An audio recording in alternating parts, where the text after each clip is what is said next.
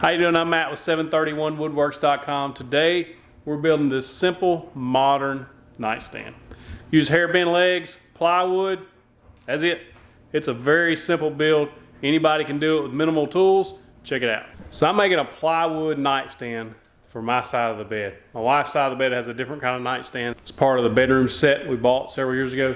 But on my side, right now I'm using this sewing machine, old-timey sewing machine base with just a wood top. She's got a piece of fabric on top to make it fancy.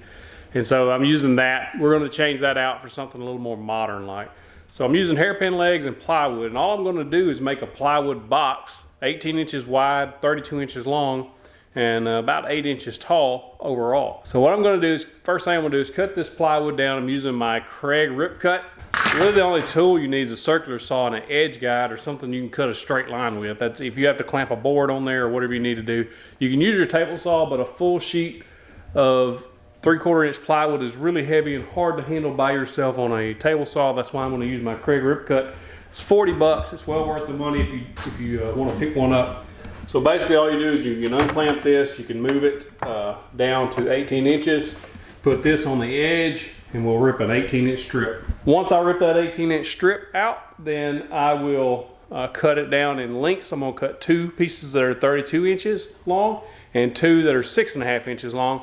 And I'm just gonna glue and brad nail basically a box together. And that's gonna be the design. So I'm gonna have my hairpin legs on the bottom, the box, and that's it. I think the brad nails and glue will be plenty to hold it together. Not gonna have any pressure on it and all that stuff. So it doesn't have to be like super strong. I don't want a bunch of holes in the top that have to fill with dowels. You could pocket hole screw it together, but the way I want my sides, you would have to overlap them differently. And so that's how I'm gonna do it. So let's do that.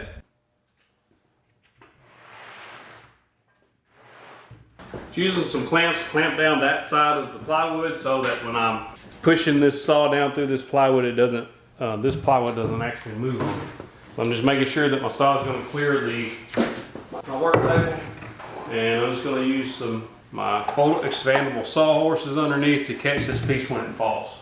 The main thing when you use this is to keep pressure on this side, especially when you get next to that end. It has a tendency to walk.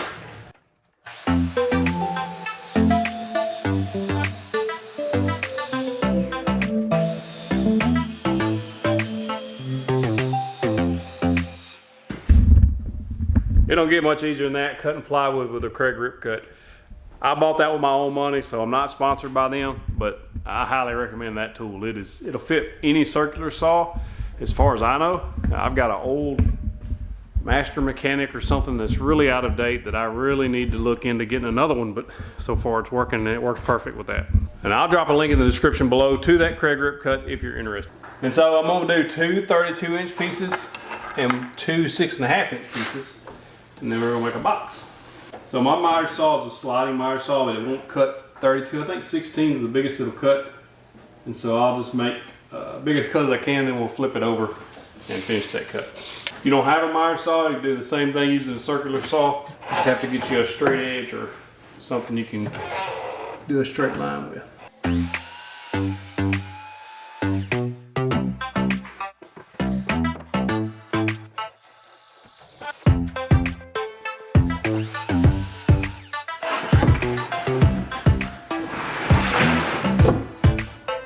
The easiest way I found to make 2 identical pieces is to flush it up on the, put the cut piece on top, flush it up on the end, make sure it's against your fence there. Once it's all flush, you'll just hold it tight so it doesn't move anymore. And then I just move it up against the blade, gently. Once it barely touches that blade, you should have 2 equal pieces. Then you move this out of the way and make your cut.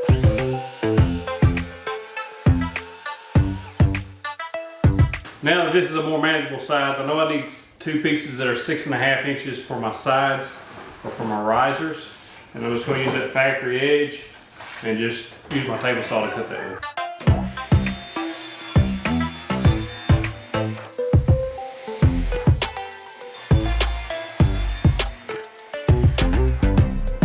So this is a basic design. This is just a box. Before I brad nail that and glue it together, I'm gonna go ahead and sand it. That way, once I get ready to brad nail that thing together, it's ready to be put the pre-stain conditioner on and stain it. If you're gonna paint it, you can putty those holes before you paint, but I'm gonna stain it, and those little holes in the top's not gonna bother me. So, and I don't like the way it looks when you putty a hole and then you try to stain it. It's always off colored. I'd rather just have that dark spot where the brad nail is. Pretty simple. And I'm gonna go ahead and sand this thing up, 120 grit, that's all I ever do.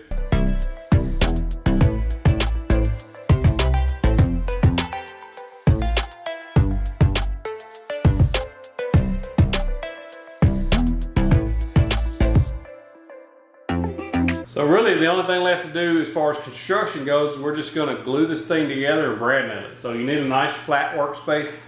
I've got my workbench, but if you got something, garage floor or whatever, you don't make it complicated. We're gonna put glue here and glue there, and we're just gonna put it all together. This is a very, very simple build. I wanted to make it something simple, and it's gonna look nice. The main thing that you need to be concerned with when you're cutting this stuff out is everything is nice and square. If it's not, you're gonna get some kind of wobbly jawed mess. This is Titebond 2. I've got an 1.5 or 1.25 brad nails. If you don't have a brad nail, or you can use finish nails, you can screw it together if you want to, if you don't mind the screw holes.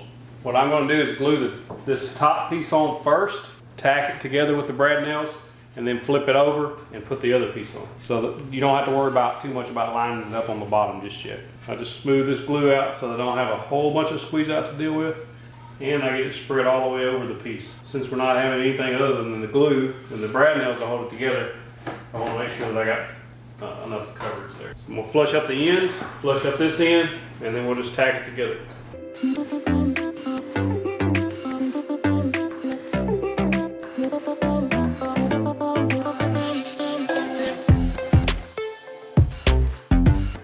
Ain't nothing to that. And now I'm just gonna flip it over. I got a little squeeze out on the inside and take a damp rag and wipe up that excess glue. Now I'm looking for the best side of the plywood, excuse me, best side of the plywood for the top. We're likely gonna cover this with a fabric, kind of like the one that you saw in the beginning of the video. However, if it ever does not get covered, then I wanna make sure that a nice size. Don't forget the glue. If you're just doing brad nails, I don't think that would be strong enough just for day-to-day use. But with this glue, I don't think you'll ever have any issues. On plywood, now if you were doing end grain on a 2x or 1x, then it wouldn't stick as well. But on plywood, glue really seems to stick pretty good.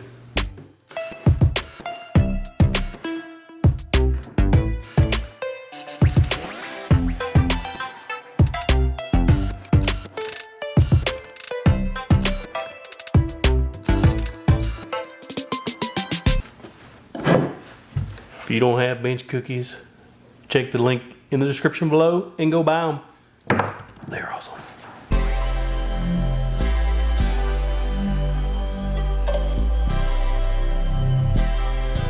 Boom. Now I'm going to clean up that. There's got a little bit of squeeze out of there. You see that? I'm gonna take a damp rag and get that out of there in those corners. And then once that's done, I'm gonna put some pre-stain conditioner on there and condition it, let that dry for about 30 minutes, then apply my stain. Now, when you're working with plywood, if you don't have a super sharp blade, you'll wind up getting a little bit of tear out right there. I recommend a 60 or 80 tooth blade that's sharp and new, and a good blade, not a cheap blade. Diablo, Irwin Marples, that kind of blade. If you don't have that blade, then you can expect some tear out, but don't fret too much about that. Like I said, I've got a little bit of tear out. That stain's actually going to turn that dark color, so it's just going to give it a little character on the ends. I got a little happy with my sanding right there, so I took a little bit of that veneer off. So just kind of keep that in mind, that it may not come out just exactly perfect, but don't worry about it too much. It's going to look perfect. Once it's stained, it's going to look fine. So let's get that glue out of there, and then let's use the pre-stain conditioner and condition it. If you've watched any of my videos, you know I believe in this stuff. It just works good. I like it. All right, so this is just a piece of an old flatbed sheet. We don't use flatbed sheets, so if we want to get new sheets, I get the flat ones and use them as shot rags. Hey, if you use your flatbed sheet, I'm just silently judging you. I'm just telling you. I like just to have straight up quilt on me. So I just dampen this pretty liberally and just wipe it on. Man, it's not rocket science. If you don't have something like that, just use old rag or something. It's not a big deal. Just cover the whole thing and then we'll let that dry for about 30 minutes before we put our stain on. And it's so easy to use. You just wipe it on until you see this color change basically, and then leave it be. Now what would look sharp is if you just put a clear coat on this thing and left it the natural birch color. So if you want to do that, you're more than happy to do that too. It will come out looking just as good. So if you don't like that plywood edge look, if you don't want that look, they make this stuff called edge banding that you just iron on. You just use a common iron, like a clothes iron, put it on. And the way it works, it comes in a roll. It's got a glue on one side that activates once it gets hot. You stick that on there and you just start ironing from one end to the other. And then you just trim it off as necessary. So you can use that, or you can actually rip you some 1x material, 3/4 inch wide material down in like 1/8 inch strips, and you can tack that onto the front. I've done that. If you'll look up the plywood shelf that I made, DIY plywood shelf, I put that 1/8 inch strip on there and nailed it down. Got some other videos on there, the Christmas tree build, plywood Christmas tree build. I use edge banding on that, so you can check those out. I'll try to remember to put a link to those videos in the description below. But you can do that to hide that edge banding, or that edge if you want. I think it gives it a little something extra. I like it.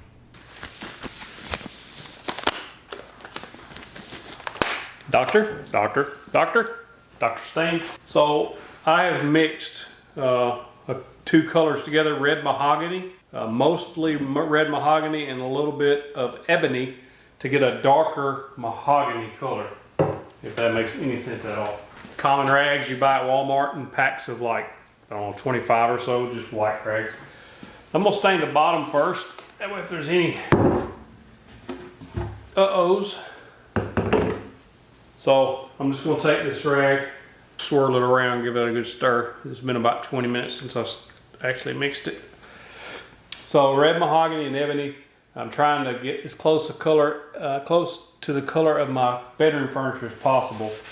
And just slime that on there. There's not a lot to it. We'll make sure I get down inside those brad nail holes. On plywood, if you're just leaving that edge, you want to make sure that you get that stain on there because it'll have little crevices in there. So make sure you get those coated well.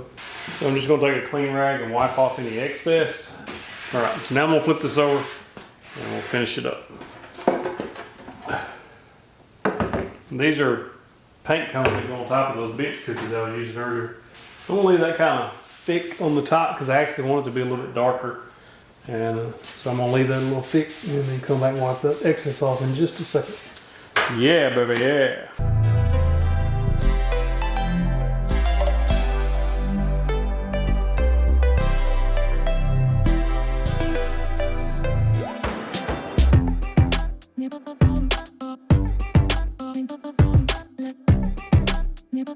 Got that stain on there. We're going to let that dry overnight before we put anything else on there. And then the legs should be in tomorrow. We'll put those on as well. But we like the color. Looks good. Custom color thanks to Miss 731 Woodworks.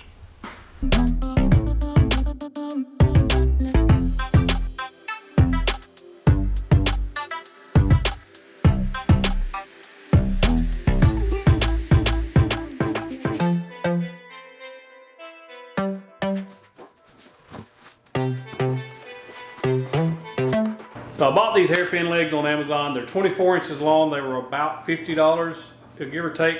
So I'll drop a link in the description below to these legs. Just initial impressions are they're powder coated black, so they're not going to scratch easily. They feel nice quality. They come with hardware to attach them with, as well as some plastic pieces if you're putting it on a hardwood floor to protect your floors. We're going to figure out where we want these and attach them. So all I'm going to do to attach them is I'm going to drill a little pilot hole, and then I'll use the included hardware to put them on. Probably going to inset them a little bit instead of not being too close to the edge. If you're fitting it in a tight space, you can take a level and hold up against it and make sure that it's going to have clearance there. So we've decided to do an 1.5 inch inset on this base. That's also what the instructions recommend, 1.5 inches. And if you're doing a dining room table, it says 2 inches. I'm not sure what that matters, but that's what they recommend. I'm just going to use my combination square to make sure I get my inset correct on all of them. You also want to make sure that you use a square to keep them squared up as you attach them. It's got 2 holes on the outside. I want to pre-drill one of each. That included hardware is way too long. It's like... Really? Yeah. So the included hardware is like really long, like 1 1/8 inches long. And so I've got some that are actually 3/4 of an inch long that I'm going to use. So if you order these and you need screws, also order yourself some 3/4 inch screws to attach them with. When you put these screws on, make sure if you're using a drill or an impact that you use it on a low setting. You're looking to snug it up, you're not looking to drive it all the way in there, because if you do, you'll wind up stripping it out.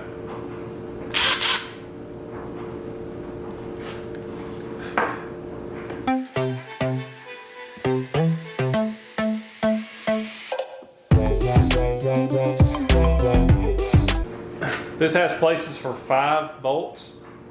I'm only going to put 3 in each one. I don't see a reason to put 5 in there.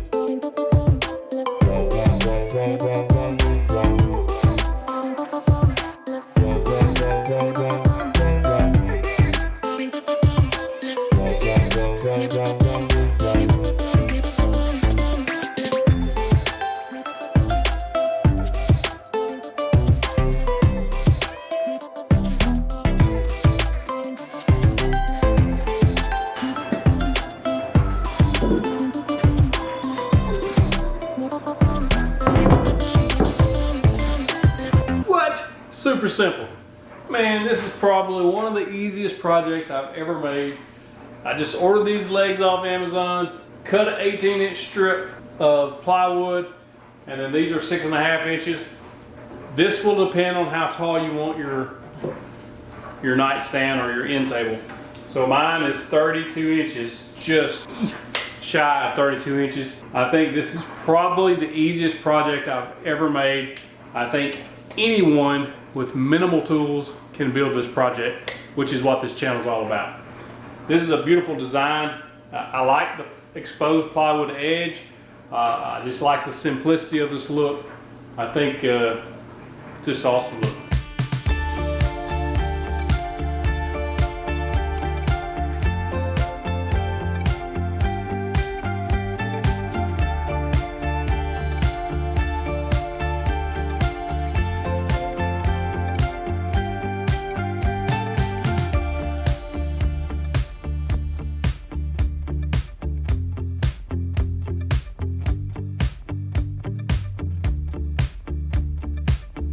Hey, thanks for watching. Hit that thumbs up for me if you hadn't already. Don't forget to subscribe if you're not a subscriber.